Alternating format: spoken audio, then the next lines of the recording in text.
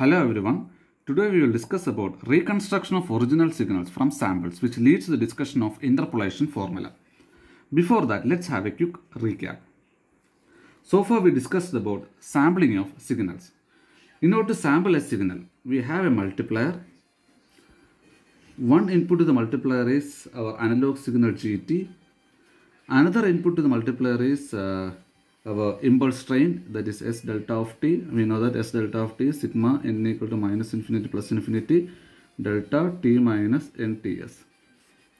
Now the output from the multiplier will be designated as G delta of t. We know that G delta of t equal to the multiplication of these two signals, that is GT into S delta of t. So which we will get it as sigma n equal to minus infinity plus infinity G nts delta t minus nts. So this we discussed in the previous lectures. So we can say that G delta of t equal to sigma n equal to minus infinity plus infinity G nts in the delta t minus nts is the time domain representation of sample signal. Time domain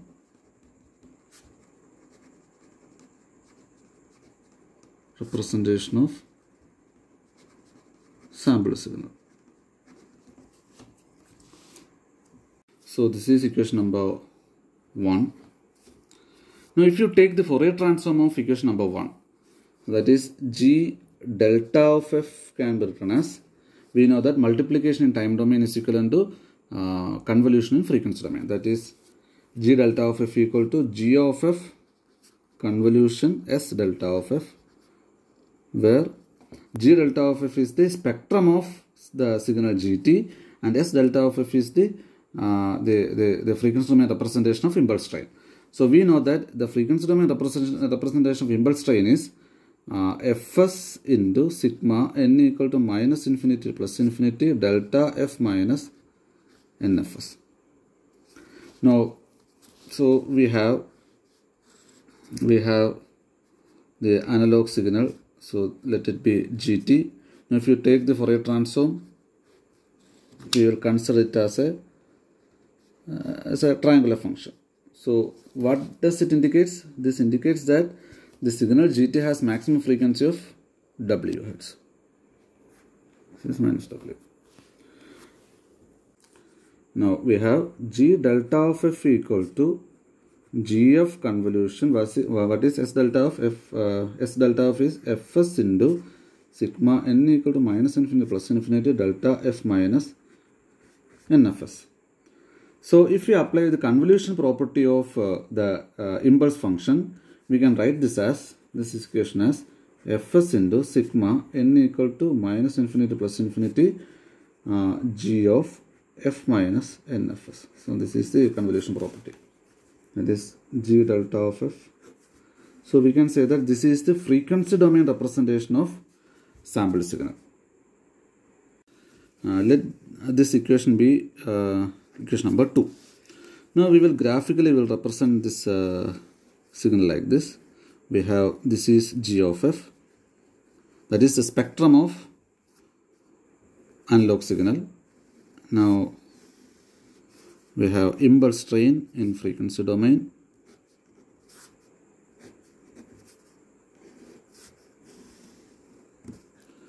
Now, so we know that by convolution property of impulse function, we will get replication of this spectrum of GF at every impulse. Here is another GF, here is also another GF. So we know that this is W, this is minus W. Now this is 0, this is Fs, this is Fs minus W, this is Fs plus W. Okay, so this is minus Fs. So now the condition for sampling is, so W should be less than Fs minus W, or Fs should be greater than or equal to 2W. So in general we can write it as Fs should be greater than or equal to 2W. So this is the condition for sampling. So Fs equal to 2W, we'll call it as Nyquist rate. So Fs greater than 2W, we'll call it as oversampling. Fs less than 2W, we'll call it as undersampling. So which leads to a distortion called anti-aliasing that we discussed already in the last class. So this is S delta of F. This is G delta of F. Here we can see that G delta F is periodic with a period Fs. That is, spectrum of ideally sampled version of GT is nothing but periodic representation of GF. So you can see GF at every Fs like this. Now we will start the reconstruction of original signal from samples, which leads to the discussion of interpolation formula. So ideally, so we know that the frequency domain representation of sample signal is given by G delta of F equal to Fs into sigma n equal to minus infinity to plus infinity G of F minus NFS. Right. So this is equation number 2. So and G of T equal to, or G delta of T equal to sigma n equal to minus infinity plus infinity G n Ts delta T minus NTS, and this is equation number 1. We already know these things. Now equation 2 can be written as Fs. So equation 2 is this, right? So we know that this can be written as summation of this quantity plus this quantity and plus this quantity, right? Plus etc. Like this, it will extend to minus infinity plus infinity. So I will write this as Fs into G of F, that is this quantity. This is Fs into G of F plus Fs into G of F minus Fs. So this quantity is Fs into G of F minus Fs. This will be Fs into G of F plus Fs. Now, so here at minus 2Fs we have Fs into G of F plus 2Fs like this. So generally this can be written as Fs into GFS plus Fs into sigma n equal to minus infinity plus infinity G of F minus NFS with n not equal to 0, because n not equal to 0 becomes this quantity, right? Now recalling the time domain representation of sample signal, we know that G delta of T is sigma n equal to minus infinity plus infinity G NTS delta T minus NTS. So this is equation number 1, we already know. Where G NTS is the value of the signal GT at T equal to, so this is value of GT at T equal to NTS. Right.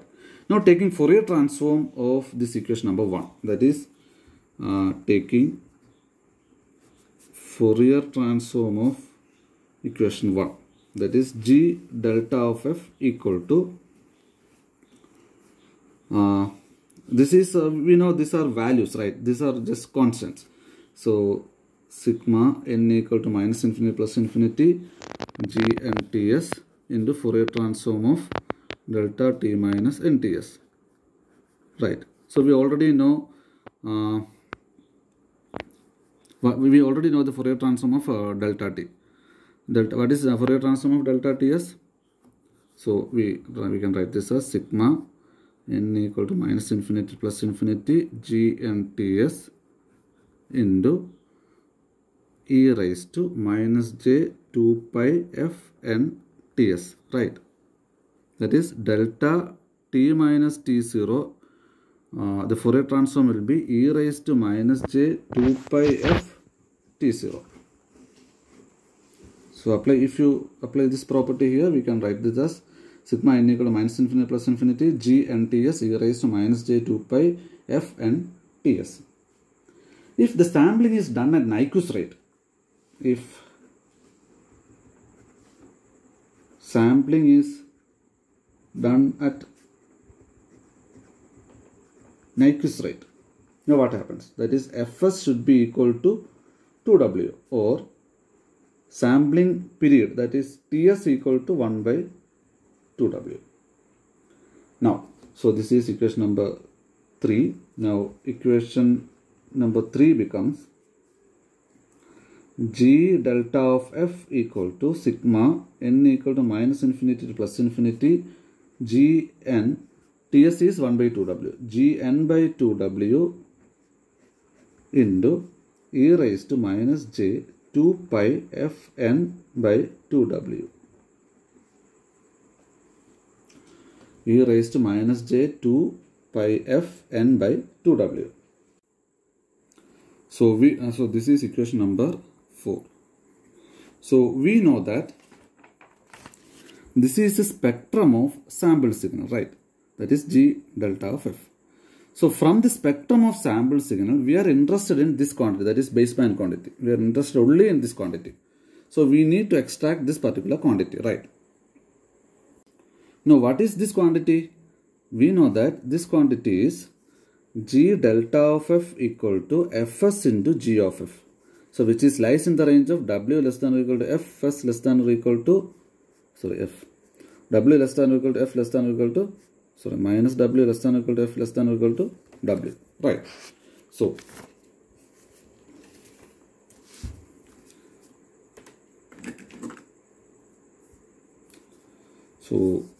we can write it as G. So for reconstruction, we are interested only in the baseband spectrum. So G delta of can be written as fs into G of f, that is in the range of w less than or equal to f less than or equal to plus w, minus w less than or equal to f less than or equal to plus w, or G of f equal to 1 by fs. 1 by fs, we know that fs is 2w. So 1 by 2w into G delta f. And strictly we are interested only in this particular interval, that is w less than minus w less than or equal to f less than or equal to plus w. So now, so we know that this is equation number 4 and substitute this is equation number 5. Now substitute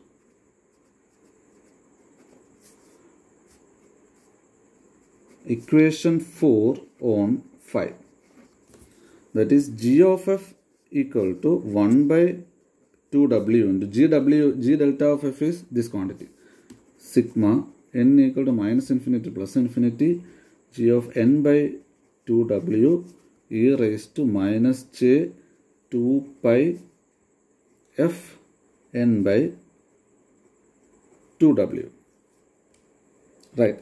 So what is the frequency range? Minus w less than or equal to f less than or equal to plus w. So this is equation number 6. Equation 6 reveals that if sample values g n by 2w of the signal gt are specified for all n, then the Fourier transform g of f of the signal is uniquely determined using the Fourier series equation number 6. Now we will take the inverse Fourier transform of equation number 6. So if you take the inverse Fourier transform, you will get it as g of t. G of t equal to integral minus infinity plus infinity 1 by 2w sigma n equal to minus infinity plus infinity g n by 2w e raised to minus j 2 pi f n by 2w into e raised to j 2 pi ft df. Okay, so which is in the range of minus w less than or equal to f less than or equal to plus w. Okay, now this is this equation can be rewritten as, which is equal to g of t equal to 1 by 2w sigma n equal to minus infinity plus infinity g n by 2w integral. So we are interested only in the frequency range of minus w2 to plus w. So integral which is from minus w to plus w e raised to j 2 pi f t minus e raised to j 2 pi f t. So e raised to j 2 pi f is constant, means it's common. So into t minus n by 2w df. So this can be written as 1 by 2w sigma n equal to minus infinity plus infinity gn by 2w. So if you integrate this quantity, we will get it as e raised to j 2 pi f t minus n by 2w by, with respect to f we are integrating, so by j 2 pi t minus n by 2w from minus w2 to plus w. So this can be written as 1 by 2w sigma n equal to minus infinity plus infinity gn by 2w e raised to j 2 pi f t minus n by 2w minus e raised to minus j 2 pi w t minus n by 2w divided by j 2 pi t minus n by 2w. So here this f is replaced by plus w. So f is replaced by plus w and this f is replaced by minus w. Okay, that is correct. Okay, now we know that e raised to j theta plus e raised to minus e raised to minus j theta divided by 2j is sin theta, right? Now if you apply this formula here, so this is so equation number 7. So this can be written as 1 by 2w sigma n equal to minus infinity plus infinity gn by 2w. So this is sine. So j theta. So here the theta is, this thing is theta, right? So sine 2 pi w t minus n by 2w divided by 2j. So this we need to write pi into t minus n by 2w. So again we need to modify this equation. This is 1 by 2w sigma n equal to minus infinity plus infinity g of n by 2w into this can be written as sine 2 pi w. So this is 2w t minus n by 2w divided by pi into 2w t minus n divided by 2w, and this 2w and this 2w cancels, and this 2w also cancels. So finally we will get it as sigma n equal to minus infinity plus infinity g of n by 2w sine pi 2w t minus n divided by pi into 2w t minus n. So we have now sin theta by sin pi theta by pi theta equal to sinc theta. So if you apply this property, we'll write it as sigma n equal to minus infinity plus infinity g of n by 2w sinc 2wt minus n. So this is g of t.